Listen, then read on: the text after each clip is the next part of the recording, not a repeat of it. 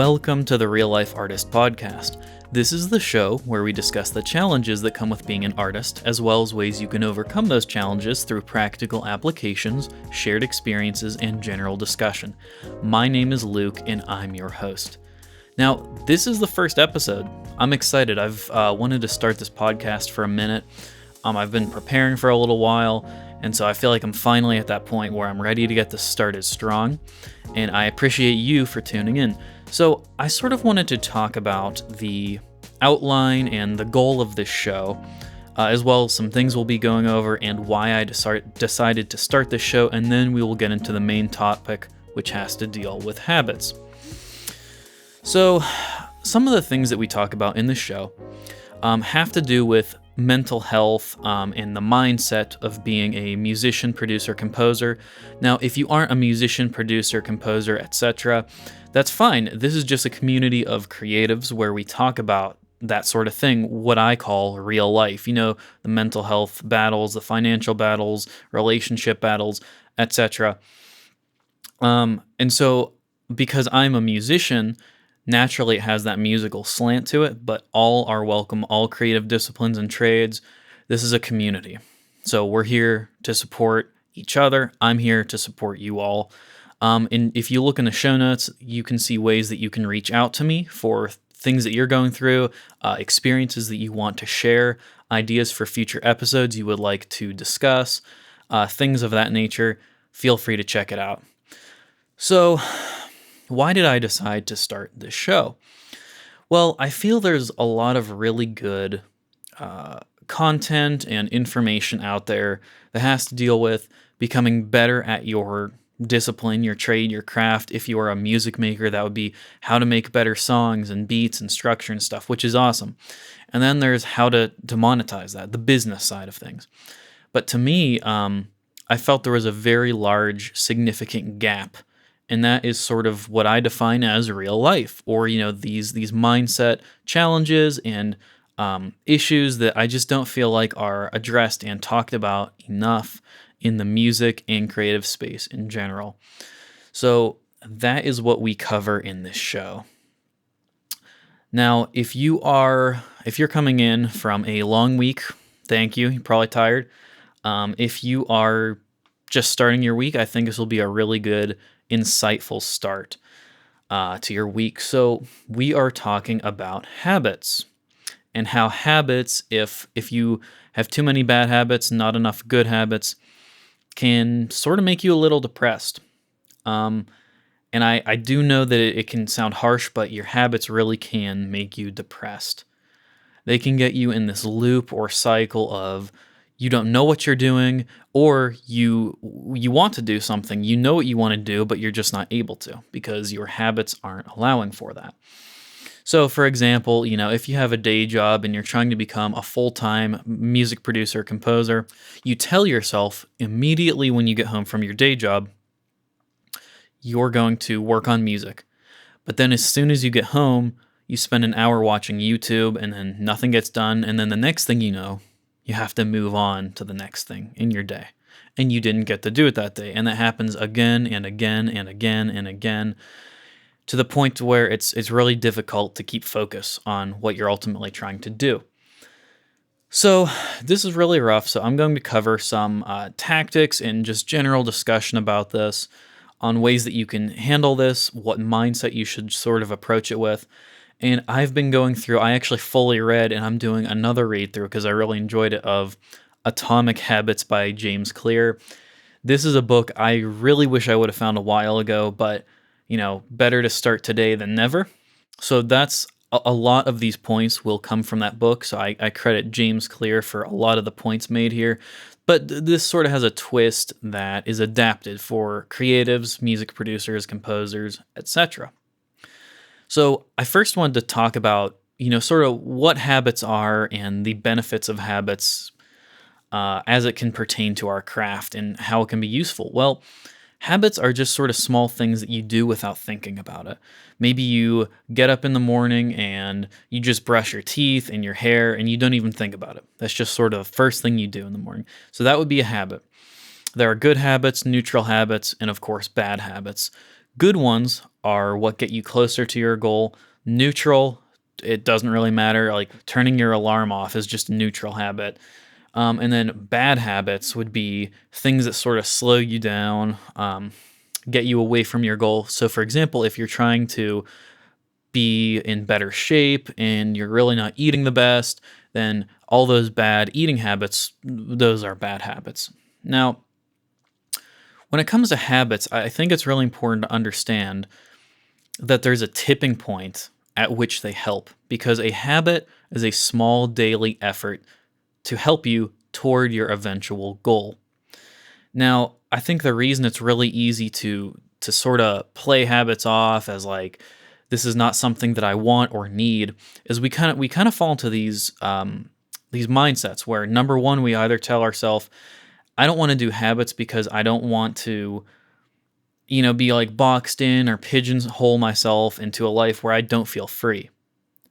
Where on the contrary, if you have really good habits, you're a lot more free. If you have good financial habits, good saving habits, you can feel free to buy something really whenever you want, as long as it's within your budget and you're smart with how you do it. So you're not always behind and in debt, and you're financially free. So that's kind of one benefit. And then maybe the other thing we tell ourselves is that it'll get boring. Trust me, when you are reaching your goal step by step every day, it does not get boring. It just motivates you to go even stronger. I speaking from experience here. And the last thing I want to talk about is that there is a tipping point for habits at which the light just flips, the switch goes off, and you're like, wow, there is a huge difference here. James Clear in his book uses an example of ice that's on a table. Just imagine a little cube of ice on a table, and you're in the room, and it's maybe 26 degrees Fahrenheit, so you can see your breath, and the ice is not melting. It's just sitting there because it's below freezing. Now, if you do your little daily habits every day, he sort of compares that to a temperature increase. So you do a habit, now it's 27. Nothing happens. No noticeable change.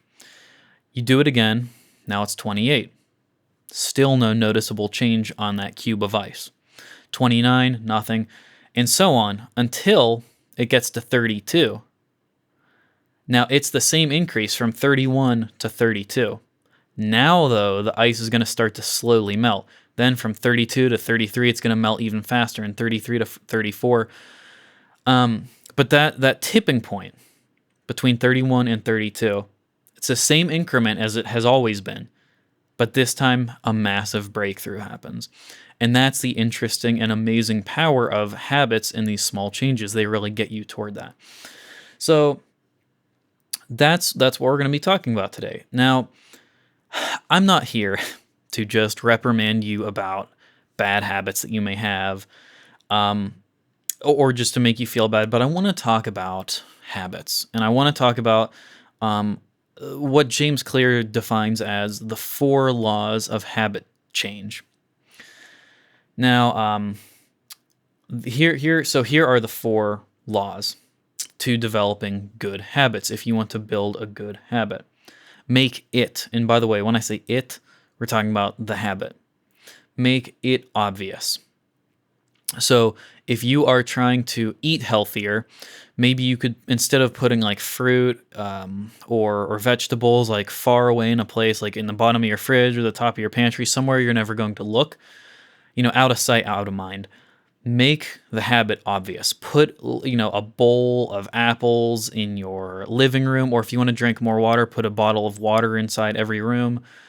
If you want to practice guitar, put the guitar in the middle of your living room, not on some back shelf or in the garage in a room that you never go into.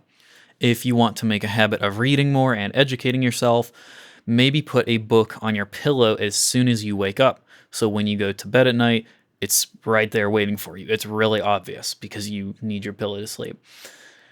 So that's the make it obvious. Make your habit obvious, number 1. Number 2 is make it attractive. So if you want to eat more vegetables or more fruits, Make it vegetables and fruits that you actually enjoy eating, not something that you wouldn't enjoy, because then that's not really attractive. It's not something you're even remotely interested in. If you want to read more and educate yourself more, read articles and books that you enjoy reading and you know will be helpful for you. So that's 2, make it attractive. 3, make it, the habit, easy. Make it easy. So if you're just starting an exercise habit, don't start with sessions that are 2 hours long and really intense, every day when you're just starting. That's just not going to be feasible. Now, there's not an exact amount, like going back to the workout example of a time that would be perfect. It's different per person, but maybe start very small, like just 10 minutes of exercise if you haven't done it for a while or you're just starting off again. Or if you want to do something like creative writing, just do it for like 5 or 10 minutes a day, but do it every single day. That way you can actually do it. Because all too often, it's really easy to say like, I'm going to do this habit or I have this goal, but it's really not achievable. It's really not possible. Make it easy, something you can actually do. Just something small. And the interesting thing about making things easy is usually when you get started, you tell yourself 5 minutes of creative writing, but then you start doing 10 minutes and 15 because you're like, well, I'm really into this now, actually. At first, I didn't even want to start, but I just started, and now I don't want to stop. And the 4th law or rule is make it satisfying. Make the habit satisfying. Give yourself a reward or something that is satisfying for doing your habit. So for example, if you wanted to save up for something, right? You have this like piece of musical gear that you really want to get or camera gear or something, but you're trying to start a habit of working out. Make it so every time you work out, you deposit a few dollars into an account that store that piece of gear.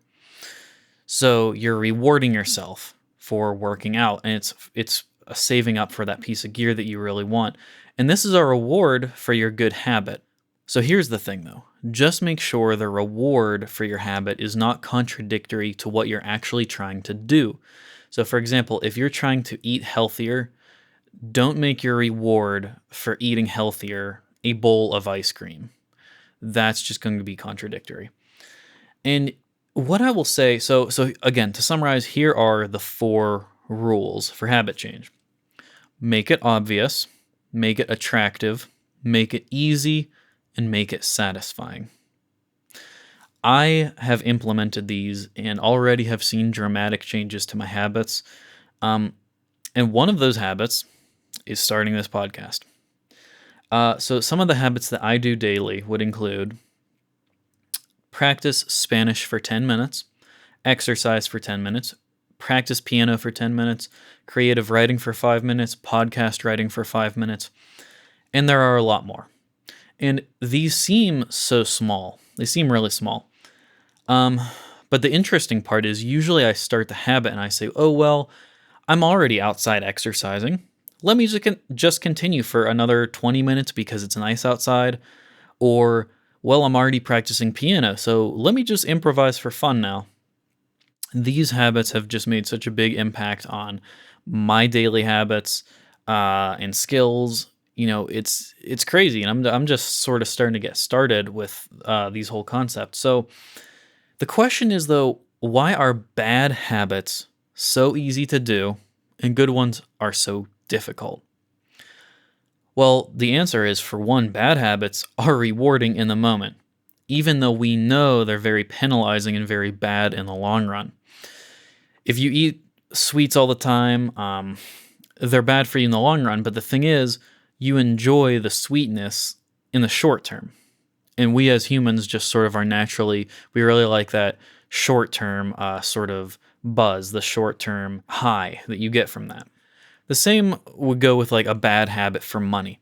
If you can't afford something that's very expensive but you really want it, you'll set up some sort of payment plan or put it on credit so you can have it now and pay for it later. But the thing is, if you do this too much, you're going to be in like too much debt to keep up with. You won't be able to keep up with your bills. But the thing is, again, it's that short term, like give this to me now that we really want, that's sort of challenging. This is why bad habits are easy and good habits are difficult. We don't like the long-term payout. We like the short-term sort of buzz that we get for bad habits. The solution is essentially that fourth law that I was telling you about, the make it satisfying. So if you make your good habits satisfying, you're more likely to repeat them. And we talked about, saving up for a piece of gear, and it could be the same for like an electronic. Every time you do a good habit, you reward yourself by putting away $20 in the bank account that would be for that electronic. So that's sort of how you break the bad habits, form good ones. Another really good point that James Clear made is if you invert the 4 laws, that's how you will break habits. So if you do the 4 laws, then make it obvious, make it attractive, make it easy, and make it satisfying, that's how you form good habits. To break bad ones, you invert it. So instead of make it obvious, it would be make it hidden, make it not obvious. 2 would be, instead of make it attractive, it'd be make it unattractive. 3, instead of make it easy, make it difficult. And then 4, instead of make it satisfying, make it penalizing. And to make things penalizing, he sort of talks about social contracts. Like you could give your significant other or a family member or a close friend a social contract that basically says like, hey, if I break this habit, if I don't make a song every week, I owe you like $50 or $100, and it, just something really penalizing for not doing a habit. So that really is going to motivate you. If it's penalizing to do a bad habit or to not do a good habit. And lastly, I just wanted to talk about the psychology of habits. These are heavily based off of, again, James Clear book, Atomic Habits, which I highly, highly recommend. I don't have the time in this episode to cover everything, so I highly recommend you go grab that book. We may touch on more of this later. But the thesis is, what we believe about ourselves, and this is the psychology part, directly affects what we do. I'm going to say that again. What we believe about ourselves directly affects what we do.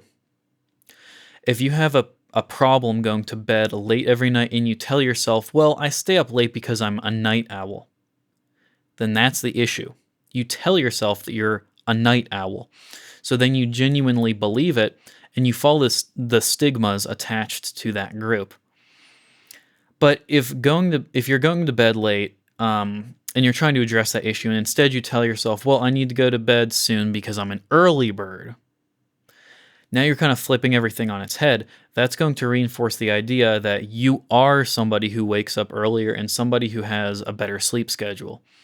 And even if you haven't lived this way all your life or for years or whatever, and you want to start to live that way now, changing the psychology about what you believe about yourself is going to do that. Because if you're the kind of person who tells people, well, I'm sort of a hobbyist musician or I'm a hobbyist photographer, then your actions will reflect that. You're not really going to take the business seriously. You're really not going to try to get calls or clients or pitch your music. So the psychology is really important behind that. So let's wrap this up with a quick summary. And that's going to be all for this episode. So essentially, bad habits can get you in this loop where you're depressed. So that's why it's important to have a plan to form good habits. And that plan can be summarized with these 4 laws of habit change. Make your habit obvious, meaning you literally can't miss it, so it's in front of your face, hanging on the door or the wall or something. Make the habit attractive, something that you actually really want to do and that you would enjoy doing. Make it easy, something that's not too difficult, something you can actually do on a daily basis, and make the habit satisfying. A good habit will have a good reward attached to it so that you enjoy doing that good habit. And then the last thing that we just talked about was make sure you're really getting the mindset about who you are and what it is that you do straight. If you tell yourself you're a hobbyist, your work ethic may reflect that if you aren't careful. Even if you feel like you're not a full-time composer, a full-time videographer, just tell people that you are. Tell yourself at least that you are. And that's really going to help you get there. So thank you so much for listening to this episode. I really hope this was super insightful. If you have any additional comments or questions, or you want to continue this topic, just go to the show notes. You can find ways to contact me, and we can talk about that further. Otherwise, if you enjoyed this episode, please leave a review, as it's super helpful. And I really enjoy your time, or I really appreciate your time, excuse me. So thank you so much, and I hope to see you in the next episode. Take care.